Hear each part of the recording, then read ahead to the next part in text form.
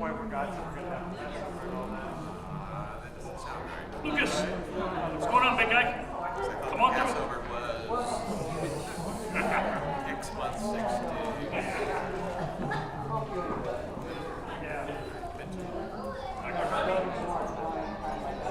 All right, grab a spot, and we'll get going today. Glad you're with us.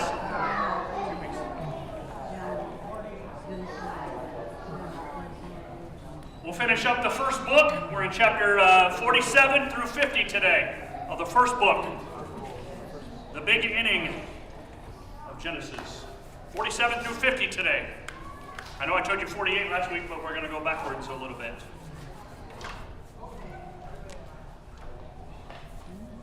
You find 47, you'll be good.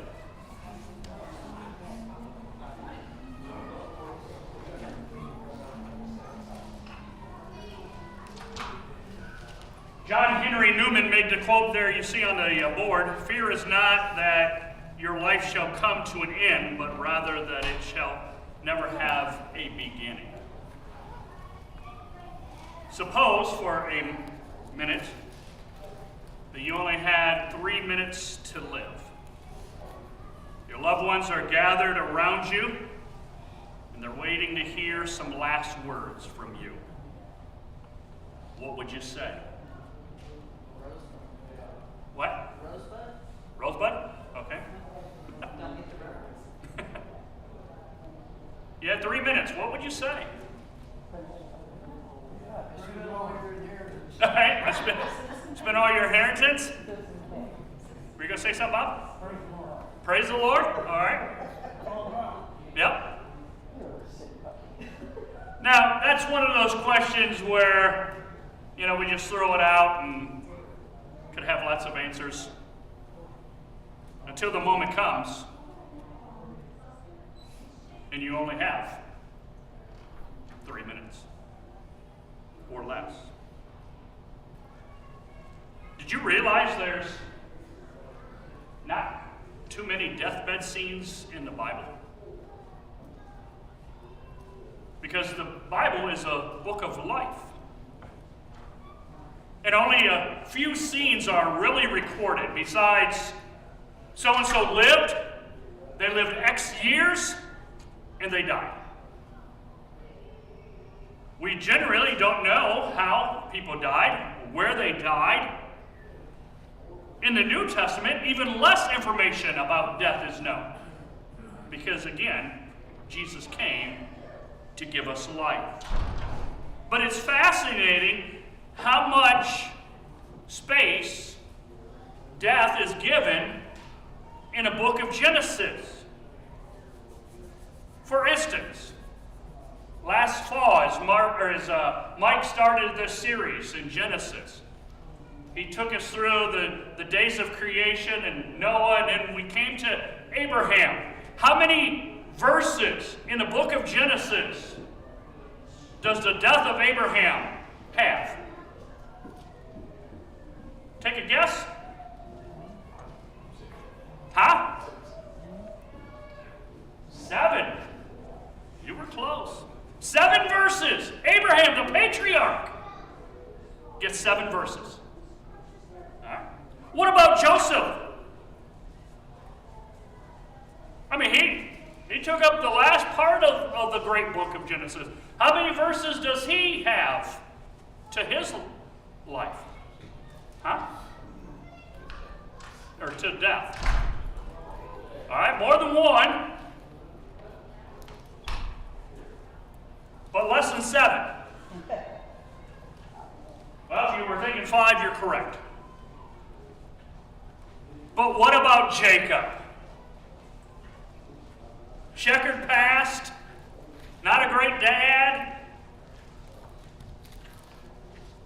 If we said 1 or 2, would you be happy? I mean, we've gone from 7 to 5. It's not 3, it's 73. And it covers chapter 47, 49, and 50. All right? In fact, Jacob's death is recorded in numerous scenes, and that's what we're going to look at, and that's how we're going to close our time together in the book of Genesis. First, Jacob and Joseph, chapter 47, 28 through 31. Brian, you'll read for us? Our other readers out in the foyer there. So.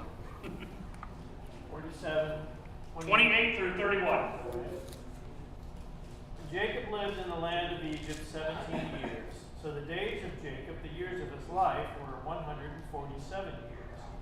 And when the time drew near that Israel must die, he called his son Joseph and said to him, "If now I have found favor in your sight, put your hand under my thigh and promise to deal kindly and truly with me. Do not bury me in Egypt, but let me lie with my fathers. Carry me out of Egypt and bury me in their burying place." He answered, "I will do as you have said." And he said, "Swear to me." And he swore to him. Then Israel bowed himself upon the head of his bed. All right. What do we learn about? That should be Jacob, not Joseph. Sorry. What do we learn about Jacob in these 4 verses? What do we learn about Jacob here? What are some things you see there? All right, doesn't want to be buried in Egypt.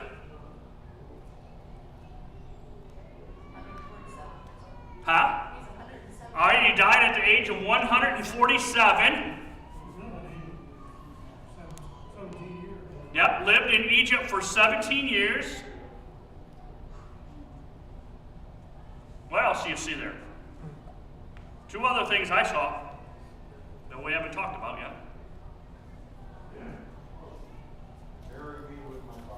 All right, he wanted to be buried with his family, not in that land, but in the promised land. He blessed Joseph, it says. And at the end, it says that he worshiped the Lord while leaning on his staff. Jacob was not afraid to die, but he wanted to be buried alongside his father and his grandfather. It's important because 2 generations earlier, God had promised to give the land of Canaan to Abraham and his descendants. In faith, Abraham believed God and settled there. In faith, Isaac believed God and lived there. And now Jacob is dying in this foreign land, but he believes that someday soon, though he won't see it, his people, his family, his descendants will get to enter the promised land. In fact, Hebrews 11:9 says, Abraham made his home in the promised land like a stranger in a foreign country. He lived in tents, as did Isaac and Jacob, who were heirs with him of the same promise. They lived as strangers in a foreign land, but they had the promise that God would give them full possession of the land. And that would happen hundreds of years later with Joshua. And so we see in this scene Jacob with his son Joseph as Jacob's getting ready to die. Okay? Well, how about Jacob and his grandchildren? We move into chapter 48 now. Brian, if you'll read 1 through 4 for us. After this, Joseph was told, "Behold, your father is ill." So he took with him his 2 sons, Manasseh and Ephraim. And it was told to Jacob, "Your son Joseph has come to you." Then Israel summoned his strength and sat up in bed. Then Jacob said to Joseph, "God Almighty appeared to me at Luz in the land of Canaan and blessed me, and said to me, Behold, I will make you fruitful and multiply you, and I will make of you a company of peoples, and will give this land to your offspring after you for an everlasting possession." All right, thank you. Who are we introduced to here? Chapter 48, as it begins, who were we introduced to? Manasseh and Ephraim. And they are who? Joseph's sons. Okay? Later they would have a part of what? Ephraim and Manasseh would have part of what? They would have land. They would be tribes. They would be tribes. There is is no tribe of Joseph, but there is the half tribe of Manasseh and the half tribe of Ephraim, because they are Jacob's grandsons. All right? And Jacob, what does Jacob do when he hears that his son, when he hears that Joseph's come, what does he do? What's the first thing he does, it says? Huh? Yeah, at 147, he musters enough strength to sit up. Okay? He musters that strength. In fact, verse 11, Jacob tells Joseph that he never expected to see him again. And in this section, in chapter 48, Jacob is going to reflect on the past as he remembers a spot. First of all, he's going to remember a spot in verses 3 and 4. All right? He's going to remember the night when he met God at Bethel, when the covenant is given to him. Now look at verse 7. As I was returning from Paddan to my sorrow, Rachel dies in the land of Canaan, while we were still on the way a little distance from Ephrath. So I buried her there beside the road of Ephrath, that is Bethlehem. Not only does he remember a spot, but he remembers a spouse, his beloved, the one that he ended up working double for, the 14 years, his great love. Then skim down to verse 16. The angel who has delivered me from all harm, may he bless these boys. May they be called by my name, the name of my father Abraham and Isaac, and may they increase greatly on the earth. He remembers a spirit. A spirit. The angel he wrestled with, who forever changed his life. He says the angel there in verse 16. Well, but let's notice what else he did. Brian, 8 through 14, if you would. When Israel saw Joseph's sons, he said, "Who are these?" Joseph said to his father, "They are my sons, whom God has given me here." And he said, "Bring them to me, please, that I may bless them." Now the eyes of Israel were dim with age, so that he could not see. So Joseph brought them near him, and he kissed them and embraced them. And Israel said to Joseph, "I never expected to see your face, and behold, God has let me see your offspring also." Then Joseph removed them from his knees, and he bowed himself with his face to the earth. And Joseph took them both, Ephraim in his right hand toward Israel's left hand, and Manasseh in his left hand toward Israel's right hand, and brought them near him. And Israel stretched out his right hand and laid it on the head of Ephraim, who was the younger, and his left hand on the head of Manasseh, crossing his hands, for Manasseh was the firstborn. All right, thank you. What does Jacob do first here? What's the first thing he does? Claims his son. Huh? He claims them, and claiming them, what does he give them? As his sons. Huh? He claims them as He claims them as his sons. which means there's a birthright. All right? And so he's going to bless them. He's claiming them, he's going to bless them, but what blessing does he give each of those? Which blessing does he give Manasseh? Which blessing does he give Ephraim? What does he do there? He switches. Carol already had her hands. He switches. He blesses the younger as the older son. And he blesses the older son as the younger son. Pause. Haven't we seen this before? Yes. History repeats itself here. All right? Now, according to the custom of the time, the primary blessing went to the older son. On one level, though, here, this blessing could be the sovereignty of God at work. Jacob has chosen Ephraim over Manasseh Although Joseph is going to protest that. On the other level, Jacob, the younger son, is following the pattern of his life. He, the younger, had been chosen over Esau. Later on, he preferred the younger Rachel to the older Leah.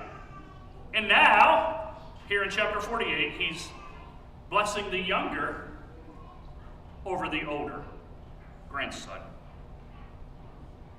What he's really doing is he's adopting these sons of Joseph, giving them an inheritance among all the brothers. Why just Ephraim and Manasseh? Why were they just the grandkids called in?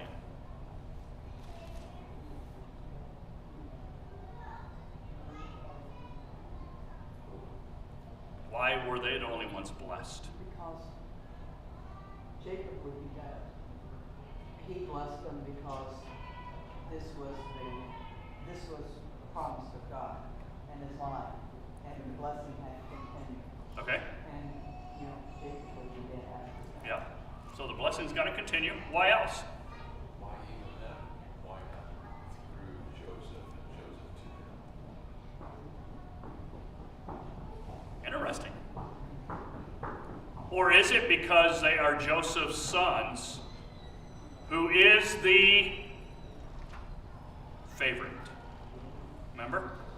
Back to chapter 37, the favorite son, the robe, the one born to Rachel, the firstborn to Rachel.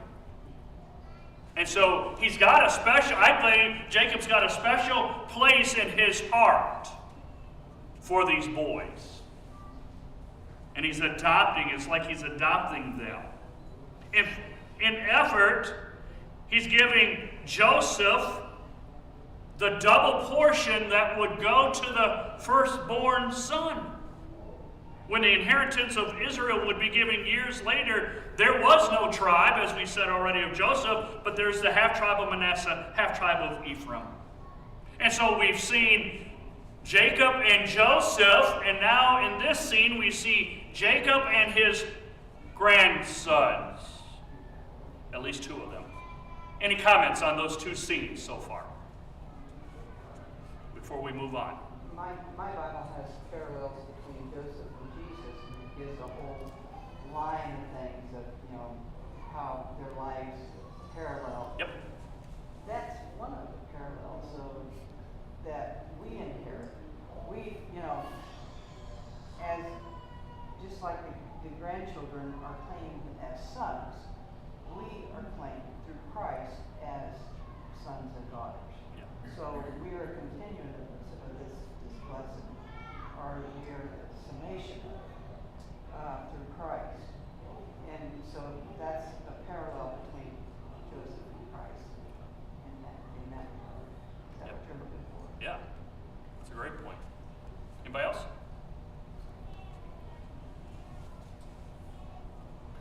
All right. We'll move on to the next. Jacob and his children. Now don't worry, Brian, we're not going to read all this. Jacob is going to gather his sons there in 49 for one final blessing. He begins with Reuben in verse 3, who is the firstborn. He pronounces a blessing and a prophecy on each of his sons. And these words in chapter 49 are crucial because they describe not only what will happen to each son, but to the tribes that will eventually come forth from each son.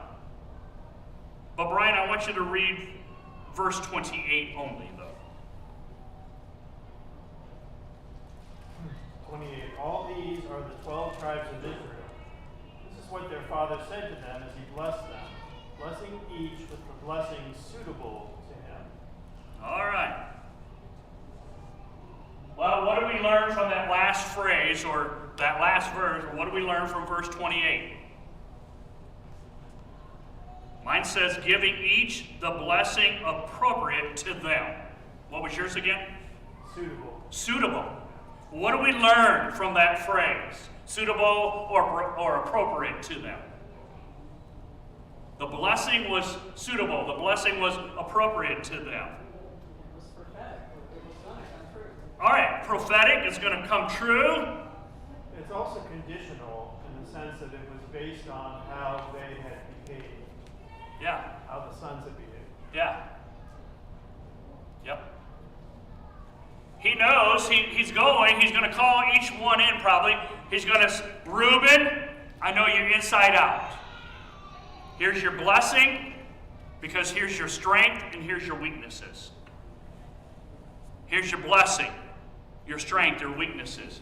Your blessing, your strength, and your weaknesses. To each son, he's going to go.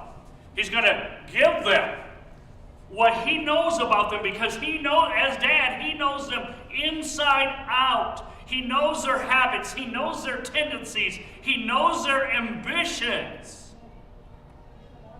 Now, some of the blessings are striking. For instance,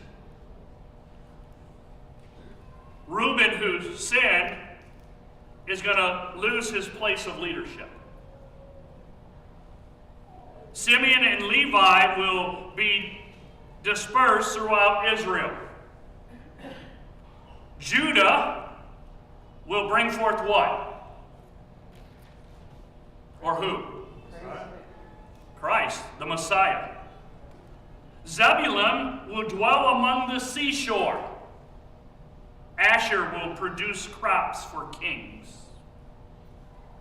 And so over the pages of Genesis, we haven't seen Jacob leading his family, but on his deathbed, he's blessing his sons in the name of the Lord. He's giving them a blessing. He's telling them, this is what's going to come of you. Now, if that was you, if you were one of the sons, how would you react to hearing this? Well, some of them don't read very much like blessings. Yeah. It might be a little difficult for some to hear. Yep. That's true. Some come across harsh, don't they?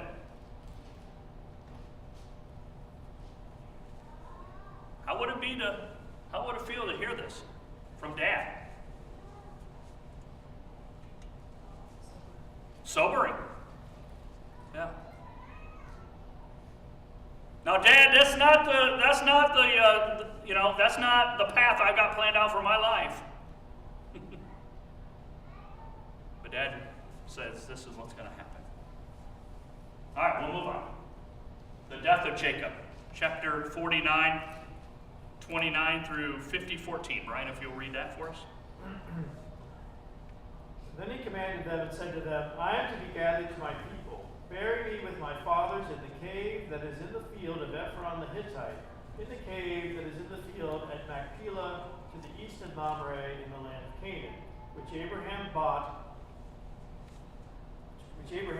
with the field from Ephron the Hittite to possess as a burying place. There they buried Abraham and Sarah his wife. There they buried Isaac and Rebekah his wife, and there I buried Leah. The field and the cave that is in it were bought from the Hittites. When Jacob finished commanding his sons, he drew up his feet into the bed, and breathed his last, and was gathered to his people. Then Joseph fell on his father's face and wept over him and kissed him. And Joseph commanded his servants, the physicians, to embalm his father.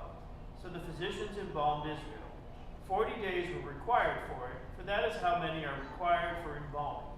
And the Egyptians wept for him 70 days. And when the days of weeping for him were past, Joseph spoke to the household of Pharaoh, saying, If now I have found favor in your eyes, please speak in the ears of Pharaoh, saying, My father made me swear, saying, I am about to die. In my tomb that I hewed out for myself in the land of Canaan, there shall you bury me. Now therefore, let me please go up and bury my father, then I will return. And Pharaoh answered, "Go up and bury your father, as he made you swear." So Joseph went up to bury his father. With him went up all the servants of Pharaoh, the elders of his household, and all the elders of the land of Egypt, as well as all the household of Joseph, his brothers, and his father's household. Only their children, their flocks, and their herds were left in the land of Goshen. And they went up with him, both chariots and horsemen. It was a very great company. When they came to the threshing floor of Atad, which is beyond the Jordan, they lamented there with a very great and grievous lamentation. And he made a mourning for his father 7 days. When the inhabitants of the land, the Canaanites, saw the mourning on the threshing floor of Atad, they said, "This is a grievous mourning by the Egyptians." Therefore the place was named Abel-Mizraim. It is beyond the Jordan. Thus his sons did for him as he had commanded them, for his sons carried him to the land of Canaan, and buried him in the cave of the field at Machpelah, to the east of Mamre, which Abraham bought with the field from Ephron the Hittite to possess as a burying place. After he had buried his father, Joseph returned to Egypt with his brothers, and all who had gone up with him to bury his father. All right, thank you. What phrase does Jacob restate there in 49? At the last part of chapter 49, Brian read for us, starting in verse 29 to the end of that chapter. What phrase does he reinstate?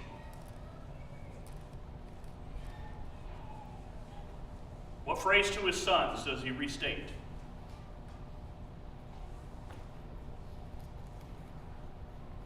What does he want them to do? Not forget this. Bury him in Canaan. Bury me in Canaan. Bury me in the promised land. Now this mattered to Jacob because he wants his burial place to be a testimony to the fact that he believed in God. Well, you got to go back to who all is buried there too. Yes. I mean, and remember that Leah's in that group. Yeah. You know, Yep. And he got very specific, right? very specific. Bury me in, remember weeks ago, this room, we said that was the cave? Remember when you're doing that lesson? Bury me in very specific, bury me in the cave, and there was already people buried in that cave, weren't there? Abraham, Sarah, they were already buried there. But they're all lineage. Yes, They're all lineage to Christ. that's right. Just not anywhere in the cave. There. Now, in 50 verse 3, what do we learn? What do you find interesting in verse 3 of chapter 50? What do you find interesting there? I found this very interesting. All right, 40 days. That's one thing. That wasn't the interesting thing I thought of, but the Egyptians mourn for Jacob as well. Thought that was interesting that they mourn. They mourn 70 days. Not only do they mourn, but what does some of them do? Go with him. They go with them later on that Brian read. Yeah, can you imagine? It says, I believe as Brian read it, said a large company. Could you imagine an entourage coming? Man, somebody big is coming to town because look at all the people that are coming. My Bible reads all of Pharaoh's officials and all the senior members of the household of Pharaoh and all the senior officers of Egypt. That was pretty formal. Yeah, that's right. Yep. And so they mourn for the death of Jacob, Joseph's father here. The Egyptians do. It's interesting that Jacob is praised by the writer of Hebrews as he's considered all of Jacob's deeds over his long life. But in Hebrews chapter 11, he gets one event about his whole life singled out, and it's an event we looked at already, read about this morning. By faith, Jacob, when he was dying, blessed each of Joseph's sons and worshiped as he leaned on the top of the staff. The Spirit imparted to the writer of Hebrews that That's the important thing, I believe, besides blessing of Ephraim and Manasseh, to write about the life of Jacob. That at 147, he musters all his strength to lean on his staff to worship God. At the end of his life, he's worshiping God. Now, we'll come back here to chapter 50 in a second. Let me give you some lessons real quick, and then we'll close out. The greatest thing you can do is pass your faith along to your children and your grandchildren. Abraham passed his faith to Isaac, who gave it to Jacob, who gave it to Joseph, who in turn would give it to the whole nation of Israel. It is always being ready to pass the baton to the next generation. Because the church is just one generation away of having the doors closed. And so continuing to pass the faith. That's the greatest thing. Second of all, the saddest thing that can happen is to become bitter in your old age. Isaac, Jacob, and Joseph could have been bitter because they never had the promise from God, because they never saw it completely. They had the promise from God, but they never saw it completely. But to their credit, they never gave up. One day, you'll enter the promised land. One day, you're going to get the promised land. One day, your people. One day. They never got there. The happiest way to live is to realize that God's work is bigger than you are. Live faithfully to the end. Keep dreaming dreams. Keep planning for the future. When I was the youth minister in West Virginia, before coming here, as I took the job, there were 5 elders. 3 of them were in their mid-70s at that time. And the other 2 were younger.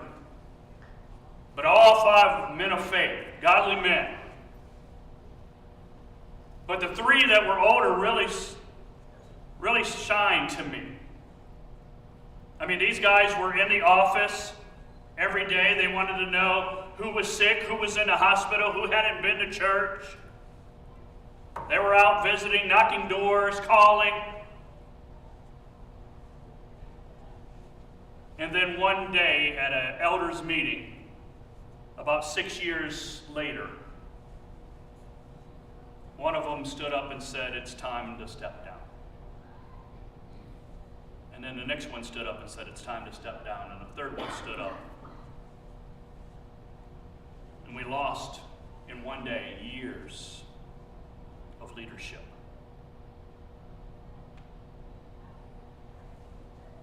Two of them then moved with their family about 6 months afterwards. One stayed around. But they always have a place in my heart. Things that they taught me. To keep dreaming, keep planning, never give up, keep trusting God. That's what Joseph does here.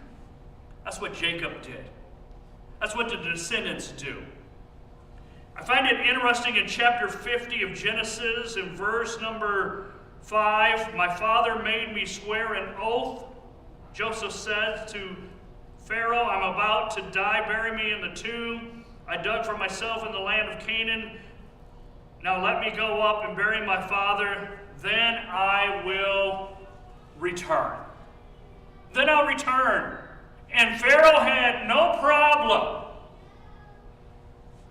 Well, go with me to Exodus chapter 1, if you will. Exodus 1, 6 through 8. Exodus 1, 6 through 8, and then we'll jump into chapter 3. Now Joseph and all his brothers and all the generation died, and the Israelites were exceedingly fruitful and multiplied greatly, increased in number, and became so numerous that the land was filled with them. Then a new king to whom Joseph meant nothing came to power in Egypt. Well, what do we learn from just those 3 short verses?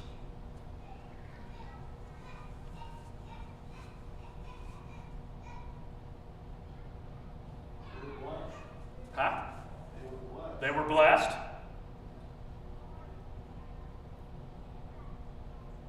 It doesn't take long to forget about us after we're gone. There's a new sheriff in town, and he doesn't know anything about Joseph. Did not know him. Didn't know the story. Didn't care. You know what's interesting about that is we just saw how Pharaoh and all the Egyptians, how much respect they had for Joseph, you know, for what he had done as far as getting them through the famine and so forth. So much respect that they went out of their way to pay honor to his father. Correct. But then very quickly that goes away. That's right. All right, chapter 3, 7 through 9. Chapter 3, 7 through 9. Now Moses is getting ready to enter the picture. And the Lord said to Moses, I have indeed seen the misery of my people in Egypt. I have heard them crying out because of the slave drivers. I am concerned about their suffering. So I have come down to rescue them from the hand of the Egyptians and to bring them out of the land into a good and spacious land, a land flowing with milk and honey, the home of the Canaanites, Hittites, Amorites, Perizzites, Hivites, Jebusites. And one of the city of the Israel, and now the cry of the Israelites have reached me, and I have seen the way the Egyptians are oppressing them. So now go. I am sending you to Pharaoh to bring my people, the Israelites, out of Egypt. What do you find interesting about those few verses? As Moses gets ready to receive the call from God here to go, God's still looking out for his people. yeah, God's still looking out. Yep.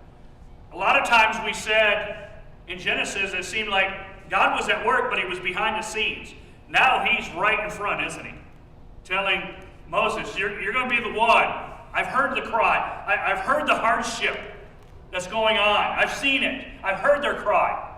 Now you go and rescue. And Moses would go to Pharaoh and he would say, hey, we need to go and we need to go out and we need to worship our God, and then we'll return. And what would this Pharaoh say? No. What did the Pharaoh in Genesis 50 say to Joseph when Joseph says, I made a promise to my dad to go bury him in the cave? What did that Pharaoh say? Road trip? Yeah, let's go, come on. And not only you and your family, but man, some of my people are going to go with you. Go. And they came back. Well, in Exodus, we know they were going to come back, but that Pharaoh didn't want them to leave at all. He knew nothing of Joseph. Knew nothing of them except that the Israelites seemed to be outnumbering the Egyptians and they were scared that they would take over. Psalm 100 verse 5 says, his faithfulness continues throughout all generations. God is faithful, and I think we've seen that in the whole book of Genesis, throughout all generations. Comments as we get ready to close today. I was just reminded of how when God was speaking with Abraham, he told him that they would be in, he didn't say Egypt specifically, but he said they're going to be in this land for 400 years. Yeah. Which is the amount of time that they were there. Yeah. And it was all part of God's plan to help them become strong enough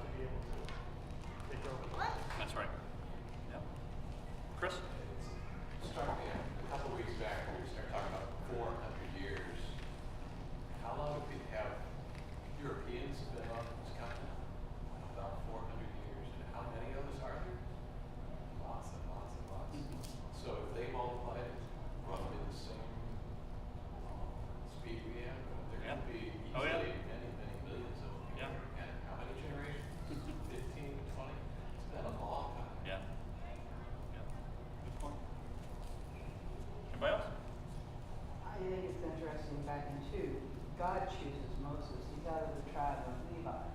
Yeah. And of course, God chooses Moses out of Levi. God chooses John the Baptist out of the tribe of Levi. Yeah. It's all still a progression to one thing. Yeah. And it's all Yeah. beautiful. Both men preparing the way. Good point there. Anybody else? All right. Next week we'll have the Bible Bowl preview, so we won't be having a class, but encourage you to come and support our young people and our adults. You can see their names in your bulletin, and want you to be praying for them the next couple of weeks as they prepare for Genesis chapter 1 through chapter 25. Also be praying for Brian. He is the, director, coordinator, Sure. head poopah over Bible Bowl, and does a great job. But it's always tough in a competition. If you don't know anything, next Sunday you'll see them on the buzzers. Before that, there'll be some ABC answers. That's what Saturday's all about. 100 questions, 25 at a time. With the question, the answer A, B, C, and then they have to hold it up. They're judged on that, recorded on that for a score. And then those scores then, after the fourth round, lead up to a bracket style, like you see in March Madness of basketball, for Sunday afternoon for the buzzers. And that's kind of like a Jeopardy style. The question is asked, somebody buzzes in, they're called for, they have about 5 seconds to give an answer. The winning team moves on, the losing team is done. That's how it runs until we get to first, second, and third place. So encourage you to be praying, encourage you to come. Let's pray. Father, thank you for your word. Thank you for this great study on the book of Genesis. Thank you for Mike, who led us through the first half of the book as well. Help us to continue to be students of your word. Bless our Bible Bowl students, both our young people and our adults that are participating from other churches as well. Be with Brian, his family, as they make preparations to finalize things. Thank you for the church in Centerville opening their doors to host it this year. May you be glorified in all things. Bless us this week. In the name of Christ we pray. Amen. Thank you.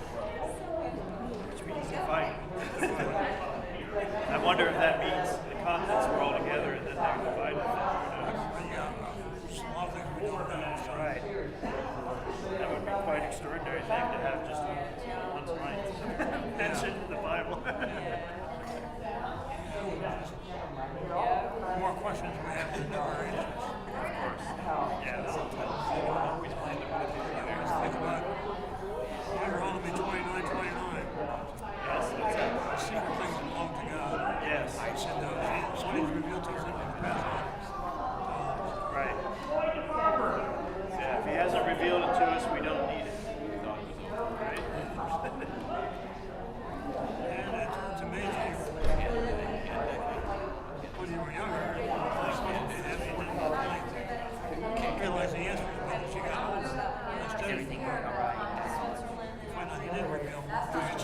maybe classes